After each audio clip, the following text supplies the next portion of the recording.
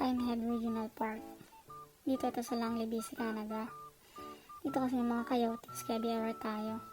Tingin-tingin lang tayo sa paligid, delikado kasi.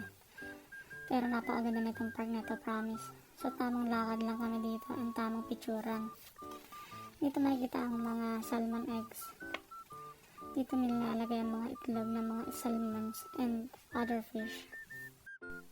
Sa paglalakad nyo, may mga makikita kayong mga karatula kasi sa mga first timer na pupunta dito like me is nakakaligaw siya. So dapat tumingin tayo sa maladaan ng maps. Merong mga nakakalat naman na nakatayong maps sa mga corner. Grabe, sobrang laki kasi ng park na to. At sobrang mapuno. So aware din tayo sa mga snakes kasi mapuno. So spring pa lang kasi kaya patubo pa lang ang mga dahon ng mga puno dito. So aware lang sa mga pupunta dito at mga magka-camping. Anyway, pwede mag-camping dito.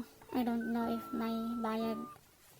Nakita ko na kasi sa karatula na may camping ground. So enjoy nyo na lang guys sa mga balak pumunta dito. And mag-ingat din sa mga wild animals na nakakalat. Grabe, ang lamig dito. Sobra. Tinan nyo. Yung jacket ko isa lang kasi. Wala akong pakatong na isa pa.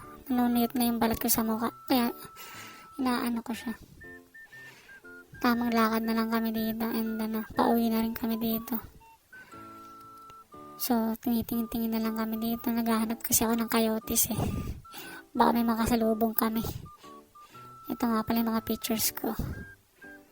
Nakakuha ng partner ng ate ko. Ang ganda ng guha. Pogi ko. Charot. Maraming salamat sa inyo panonood at pakikinig. Daddy Sos nga pala. Peace out, men.